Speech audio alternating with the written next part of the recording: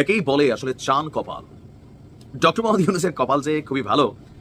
শেখ হাসিনা সরকারের পতনের ঠিক পর মুহূর্ত থেকে আজকের দিন পর্যন্ত তিনি যথেষ্ট বিচক্ষণতার সহিত, অনেকে বলেন তিনি রাজনীতি বোঝেন না, কিন্তু তিনি আসলেই বোঝেন।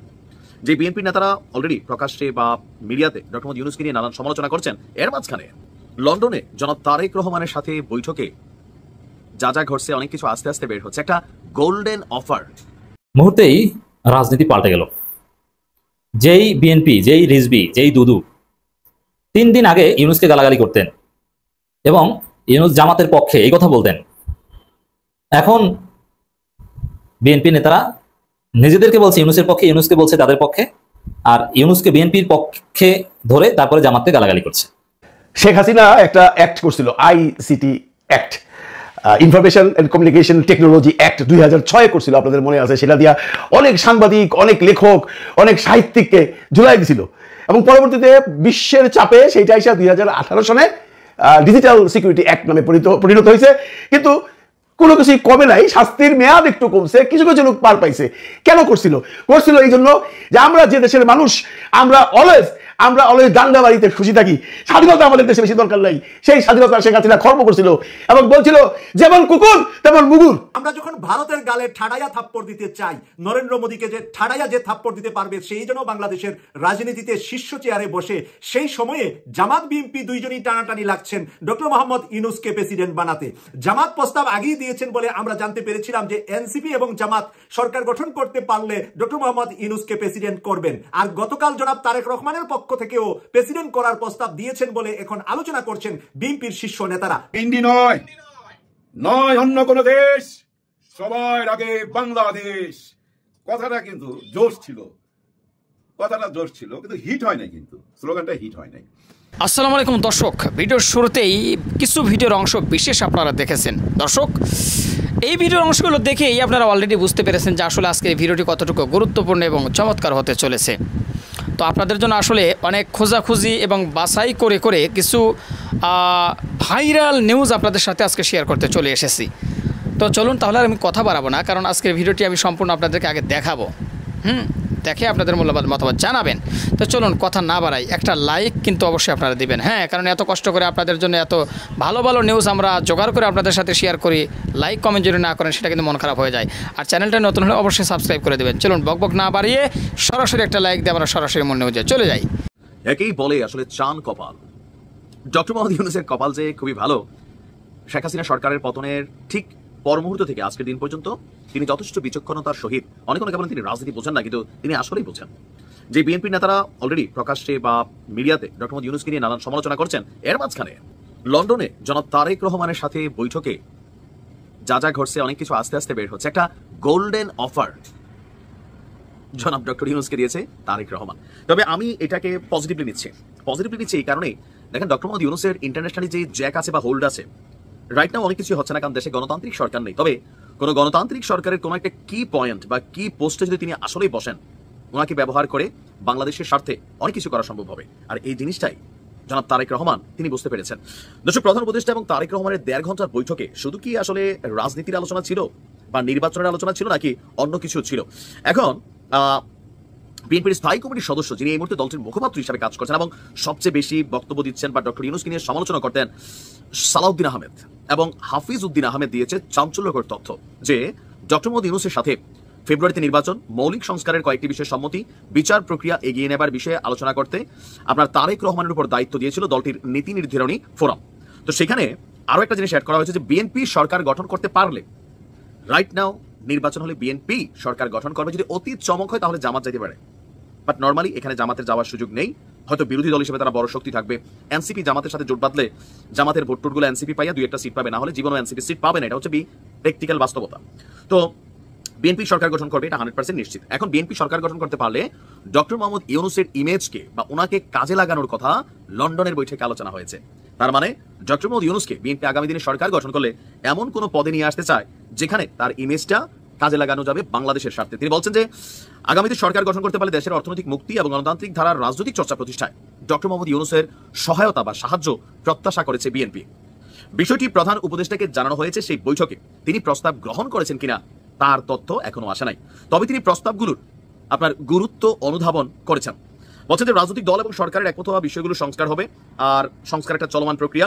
তো বিএনপি চাচ্ছে ডক্টর মোহাম্মদ ইউনূসের ইমেজটাকে কাজে লাগাতে। এখন ধরেন বেগম খালেদা জিয়ার যথেষ্ট বয়স হয়েছে, তিনি এই মুহূর্তে হয়তো বার্ধক্যে চলে আসছেন, দলটির একটা সভা নেত্রী হিসেবে থাকলেন, জনাব তারেক রহমান প্রধানমন্ত্রী পদে তিনি আসীন হলেন। তাহলে প্রশ্ন হচ্ছে প্রেসিডেন্ট পদরা, এই জায়গাটা ডক্টর মোহাম্মদ ইউনূসকে বিএনপি অফার করতে পারে, নাও করতে পারে। তবে যেহেতু বলছে ওনাকে কাজে লাগাইতে চায়, তো সেই ক্ষেত্রে এর বাহিরে অন্য কোনো পদ পদবিতে ডক্টর ইউনূস যাবেও না, লামসাম অন্য কোনো পোস্ট পদবিতে তিনি গ্রহণ করবেন না। সো এটা অস্বাভাবিক হবে না যদি তারেক রহমান প্রধানমন্ত্রী হওয়ার পর ডক্টর মোহাম্মদ ইউনূসকে রাষ্ট্রপতি পদের জন্য ডাকেন। এটা বিএনপির জন্য পজিটিভ হবে, এবং কি ডক্টর মোহাম্মদ ইউনূসের জন্য একটা প্রেসিডেন্ট হওয়া দেশের চারটিখানি কথা না, সে বিরল সম্মানে ভুগবেন। তবে দুঃসংবাদ হচ্ছে এনসিপির জন্য। এনসিপির কি হবে? মুহূর্তেই রাজনীতি পাল্টে গেল। যেই বিএনপি, যেই রিজভি, যেই দুদু 3 দিন আগে ইউনূসকে গালাগালি করতেন এবং ইউনূস জামাতের পক্ষে এই কথা বলতেন, এখন বিএনপি নেতারা নিজেদেরকে বলছে ইউনূসের পক্ষে, ইউনূসকে বলছে তাদের পক্ষে, আর ইউনূসকে বিএনপির পক্ষে ধরে তারপরে জামাতকে গালাগালি করছে। অথচ 3 দিন আগে ইউনূসকে বলছে যে জামাতের দালাল, যে মৌলবাদীদের একত্র করেছে, ঈশ্বরচন্দ্র রায় বলেছিল না? দেখছেন মুহূর্তেই কিভাবে রাজনীতি পাল্টে গেল। ইউটার্ন, ওই যে মির্জা ফখরুল বলেছিল না রাজনীতি ইউটার্ন নিতে পারে, ইউটার্ন হচ্ছে এটা। বিএনপি টার্ন নিয়েছে। বিএনপি এমনিতেই ডিসেম্বর থেকে নাকে খত দিয়ে ফেব্রুয়ারিতে এসেছে, এখন ইউনূসকে তাদের পক্ষ হিসাবে প্রচার করছে। এটা একটা বড় বিষয়, ইউনূস তাদের পক্ষে। দর্শক, রুহুল কবির রিজভির বক্তব্য বরাবরই মজার, তার মধ্যে কিছু সাহিত্যিক মান আছে, কিছু বিনোদনের রসদ আছে রুহুল কবির রিজভির বক্তব্যে, পলিটিক্যাল মান নেই। গত 15 বছরে এই বিএনপির আবাসিক নেতা রুহুল কবির রিজভী যত কথা বলেছেন, সংবাদ সম্মেলন করেছেন, কবিতা আবৃত্তির মাধ্যমে হুমকি দামকি দিয়েছেন, ওগুলোর কোনোটারই মান নেই, এগুলো কিছুই হয়নি। বলতেন এই হবে সেই আকাশ বাতাস প্রকম্পিত হয়ে টেকনাফ থেকে তেতুলিয়া, রূপসা থেকে পাথুরিয়া, আরো কত ছন্দ ধূমকেতুর মতো, উল্কির মতো গর্জে উঠবে, প্রস্ফুটিত হবে,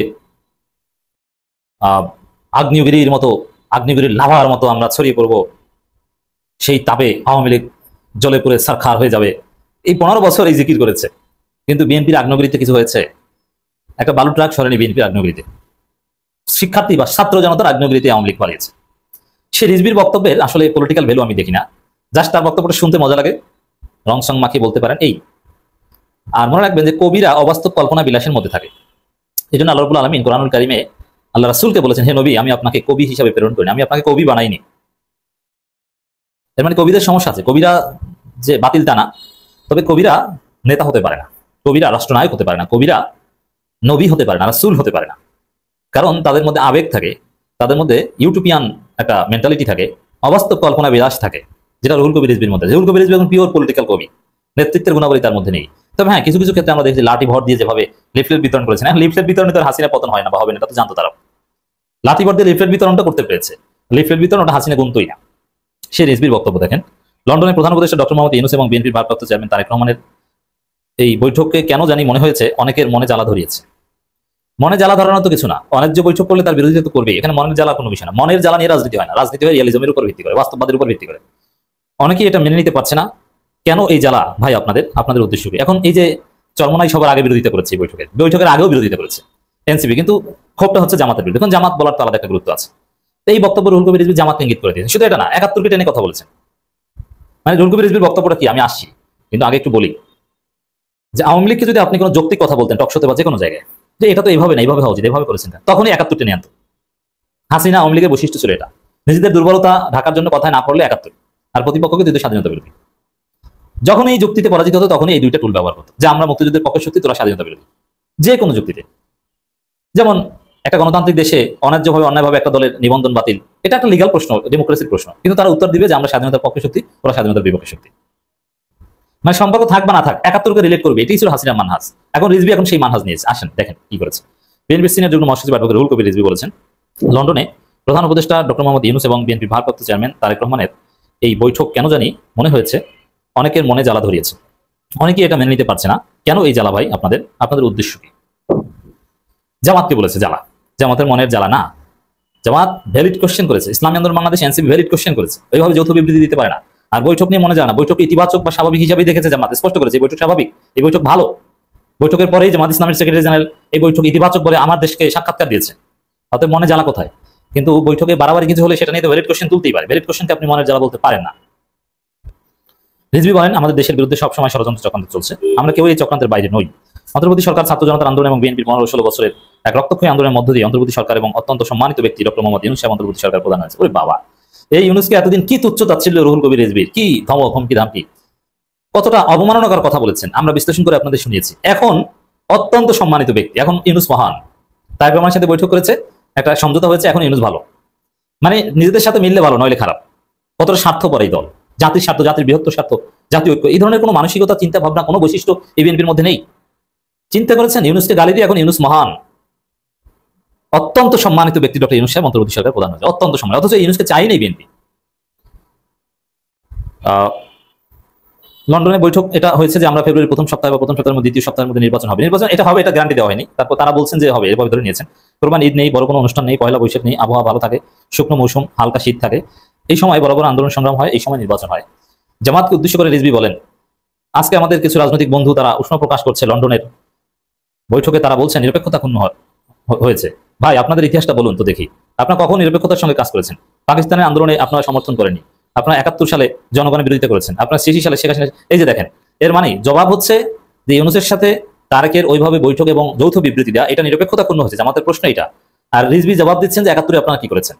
আমরা যখন ভারতের গালে ঠাডাইয়া থাপ্পড় দিতে চাই, নরেন্দ্র মোদীকে যে ঠাডাইয়া যে থাপ্পড় দিতে পারবে সেই জন্য বাংলাদেশের রাজনীতিতে শীর্ষ চেয়ারে বসে, সেই সময়ে জামাত বিএনপি দুইজনই টানাটানি লাগছেন ডক্টর মোহাম্মদ ইউনূসকে প্রেসিডেন্ট বানাতে।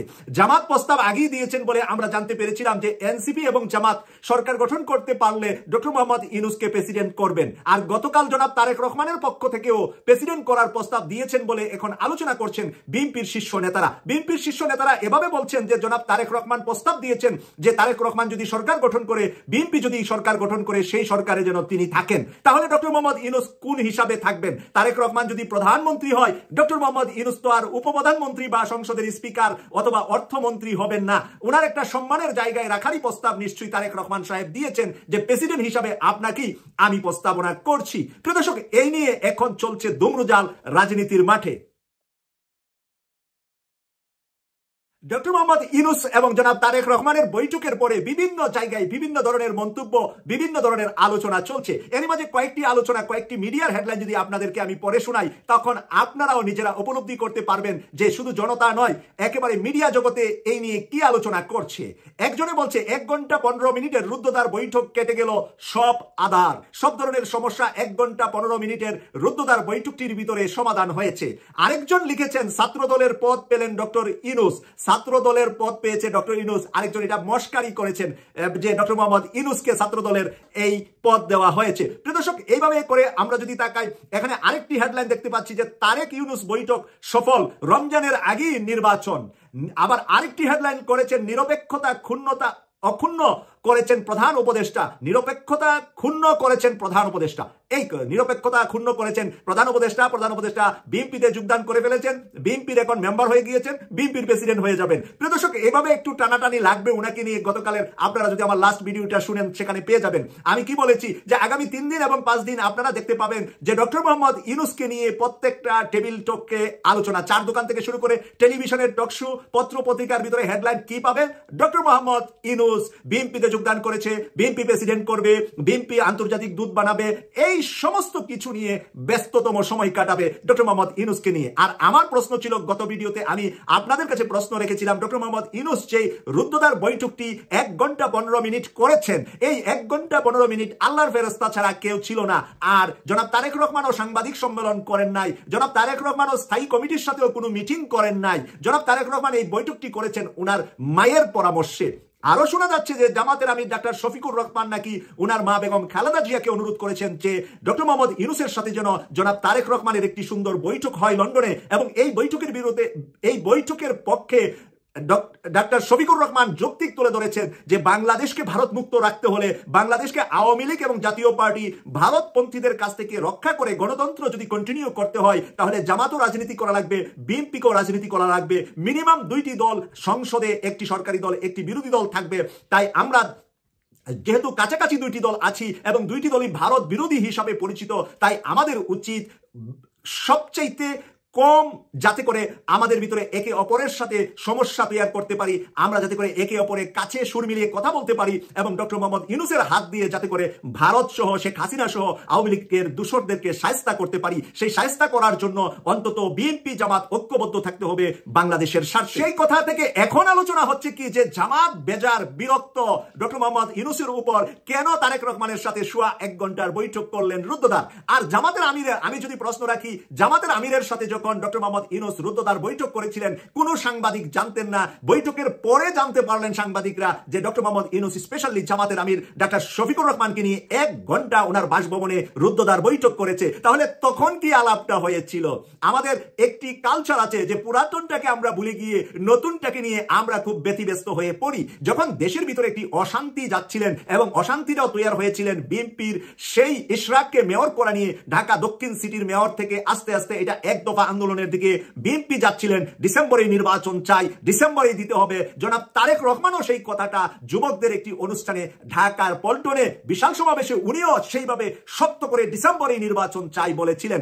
কিন্তু সেই জায়গা থেকে জনাব তারেক রহমান বিনয়ের সাথে কি সুন্দরভাবে ফিরত আসলেন। এখন তারেক রহমান বলছেন রমজানের আগে ফেব্রুয়ারিতে নির্বাচন হলে বেশি ভালো হবে। আর ডক্টর মোহাম্মদ ইউনূস স্যার কি বলেছেন, যদি সব ধরনের বিচার সংস্কার সবকিছু শেষ হয়ে যায় তাহলে তো কোনো সমস্যা নাই। কিন্তু ডক্টর মোহাম্মদ ইউনূস স্যার ওই জুনের 30 থেকে এপ্রিলের যে প্রথম সপ্তাহ এসেছেন সেই কথাটা থেকে কিন্তু উনি উইথড্র করেন নাই, বরঞ্চ উনি বলছেন যতটা সম্ভব আমরা যদি বিচার এবং সংস্কার, সংবিধান পরিবর্তন, জুলাই ঘোষণাপত্র সবগুলো যদি আমরা সুন্দরভাবে দিতে পারি তাহলে নির্বাচন আগিয়ে আসতে তো কোনো সমস্যা নাই। ডক্টর মোহাম্মদ ইউনূস স্যার ক্ষমতা বসার পর থেকেই বলছিলেন যে আমরা এখানে এসেছি চিরস্থায়ীর জন্য নয়, আমরা এখানে এসেছি যেই টার্গেটটা নিয়ে, যেই ম্যান্ডেটটা নিয়ে, যেই শপথটা নিয়ে যে আওয়ামী লীগ এবং তাদের দূষরদের বিচার করব আমরা, যেই কনফিডেন্স মানুষ আমাদের প্রতি নিয়েছে, শহীদরা এবং শহীদদের পরিবার যে দায়িত্ব দিয়েছে, আহতদের পরিবার যে আমাদেরকে দায়িত্ব দিয়েছে, আমরা তো সেই দায়িত্বটা শেষ করে নির্বাচন দিতে হবে। এখানে কতদিন সময় লাগছে সেই দায়িত্বটা শেষ করতে ওটা তো মুখ্য বিষয় নয়, বিষয় হলো দায়িত্বটা শেষ হলো কিনা। সেই কথাই যখন ডক্টর মোহাম্মদ ইউনূস, তখন নির্বাচন 6 মাস আগে আর 6 মাস পরেতে ডক্টর মোহাম্মদ ইউনূসের কিছুই যায় আসে না। আর এখন যদি বিএনপিও বলে আমরা আপনাকে প্রেসিডেন্ট হিসাবে রাখতে চাই, জামাত বলে আমরা আপনাকে প্রেসিডেন্ট হিসাবে রাখতে চাই, তাহলে ডক্টর মোহাম্মদ ইউনূস স্যারের তো কোনো সমস্যা নাই। দুই জায়গা থেকে এত সুন্দর দাওয়াত, তাই উনি কেন বসে থাকবে এভাবে? ওয়াকারুজ্জামান একদিকে, অপরদিকে চুপ্পু বঙ্গভবনে, উনি কেন টেনশনে দেশ চালাবে? টেনশন মুক্ত কালকেই নির্বাচন দিয়ে দিতে পারে। উনি নির্বাচন দিয়ে বিএনপি আসলে প্রেসিডেন্ট হয়ে যাবে অথবা জামাত আসলেও প্রেসিডেন্ট হয়ে যাবে, তারপরে উনি বিচার করবে। কিন্তু এত কাঁচা মাছ ডক্টর মোহাম্মদ ইউনূস খায় না। ডক্টর মোহাম্মদ ইউনূস অনেক পাকা মাছ খাওয়া, পাকা খেলোয়াড়, বড় মাঠের খেলোয়াড়। এই নির্বাচনকে কেন্দ্র করে আপনারা যে আমাকে এত সুন্দর প্রস্তাব দিয়েছেন, পাশ করার পরে আমার নাম মনে থাকবে কি থাকবে না সেটা আমার সন্দেহ থাকতেই পারে। ডক্টর মোহাম্মদ ইউনূস স্যারের মনে মনে এই সন্দেহ করতেই পারেন, আমিও করতে পারি। জামাত আসলেও উনাকে প্রেসিডেন্ট করবে কিনা ঠিক নাই, বিএনপি আসলেও প্রেসিডেন্ট করবে কিনা ঠিক নাই। তখন দেখা যাবে প্রত্যেকেরই চর্বি বেড়ে যাবে, নির্বাচনে বিজয়ী হয়ে গিয়েছি, পিছনের কথা পিছনে সব ভুলে গিয়েছি। এরকম কমিটমেন্ট কতই মানুষ দেয়, কত জায়গায় কমিটমেন্ট করে, কয়জনই বা কমিটমেন্ট রক্ষা করে? সংসদে প্রার্থী হয়ে এলাকায় গিয়ে ব্রিজ, মসজিদ, মাদ্রাসা, এতিমখানা, রাস্তা ঘাট সব করে ফেলে, নির্বাচনের পরে আর ওই এমপি সাহেবের গাড়ির দুলা ছাড়া জনগণের চোখে মুখে আর কিছু উপহার পায় না। তাই এই সোনার বাংলায় মানুষদেরকে ডক্টর মোহাম্মদ ইউনূস ভালো করে চিনে, কে কি অফার করলেন আর কে কি দিয়ে দিবেন সেটার স্বপ্ন ডক্টর মোহাম্মদ ইউনূসকে না দেখালেই ভালো হবে বলে আমি মনে করছি। ডক্টর মোহাম্মদ ইউনূসের যে উদ্দেশ্য, লক্ষ্য, টার্গেট আছে, ওই টার্গেট যেদিন ফিল আপ হবে সেদিনই বাংলাদেশের জাতীয় সংসদ নির্বাচন হবে। আরেকটা কাজ উনি হয়তোবা ঠান্ডা মাথায় কঠিন বিলিয়ন মানুষটা তারেক রহমান সাহেবকে হাতে নিয়ে এখন বাংলাদেশের যত সমস্যা আছে সব সমস্যার সমাধান করবেন। পাশাপাশি আমি এই কথাটা লাস্ট ভিডিওতে বলেছি যে ডক্টর মোহাম্মদ ইউনূস স্যার এখন হয়তোবা নির্বাচন কমিশনকে দায়িত্ব দিয়ে দিবেন যে জাতীয় সংসদের জন্য যদি এপ্রিল মাসের প্রথম হয় অথবা ফেব্রুয়ারি মাসের মাঝেও হয়, এর আগে স্থানীয় সরকার, পৌরসভা, সিটি কর্পোরেশন সব ধরনের নির্বাচন হতে সমস্যা কোথায়? তারেক রহমানকে নিশ্চয়ই ডক্টর মোহাম্মদ ইউনূস স্যার এই বিষয়ে কোনো না কোনো ইঙ্গিত দিয়েছেন যে আমি এখন থেকে যা কাজ করব, নির্বাচন কমিশন এখন থেকে যে কাজ করবে, আনটিল জাতীয় নির্বাচন হওয়া পর্যন্ত আপনি আমাকে সাপোর্ট করবেন কিনা সেই ওয়াদাটা দেন। এখন তারেক রহমান যদি সেই ওয়াদা দিয়ে থাকে, এক কথা যদি ডক্টর মোহাম্মদ ইউনূস নিয়ে থাকেন যে আমি যা করব এটার উপরে আপনার ইয়েস ছাড়া আর কোনো নো আসবে না, এই কথার উপরে বাংলাদেশের সবকিছু পরিবর্তন করা সম্ভব এখন ডক্টর মোহাম্মদ ইউনূস স্যারের পক্ষে। আমি আশা করি এই বিচক্ষণ মানুষটা এমন কাজটাই করেছেন, জামাত থেকে ওয়াদা নিয়েছেন, এনসিপি থেকে ওয়াদা নিয়েছেন, এবার তারেক রহমান থেকে ওয়াদা নিয়েছেন। সবাই এখন ওনার পিছনে, উনি সামনে ঘোড়া চালাবেন, ফোর্স ডাবল ফোর্সে এখন ওনার যুদ্ধের ঘোড়াটা দাবামা করে চলতে থাকে। দর্শক, আশা করি সবগুলো ভিডিওই দেখেছেন এবং সকল বিশ্লেষকের বিশ্লেষণগুলো আপনারা মনোযোগ সহকারে শুনেছেন। তো অবশ্যই এবার আপনাদের মূল্যবান মতামতটা জানিয়ে দিবেন, আর হ্যাঁ, পারলে ভিডিওটি শেয়ার করে সবারই দেখার সুযোগ করে দিবেন। আর আমাদের এই channel Nasir Islamic media centre যদি আপনারা নতুন হন, প্রতিনিয়ত এই ধরনের সকল প্রকার নিত্য নতুন আপডেট খবরগুলো পেতে আমাদের এই চ্যানেলটি সাবস্ক্রাইব করে আমাদের সাথে থাকবেন। ইতিমধ্যে যারা অলরেডি সাবস্ক্রাইব করে দিয়েছেন সবাইকে অসংখ্য ধন্যবাদ জানিয়ে ভিডিওটিকে শেষ করছি। ভালো থাকবেন সবাই, আল্লাহ হাফেজ।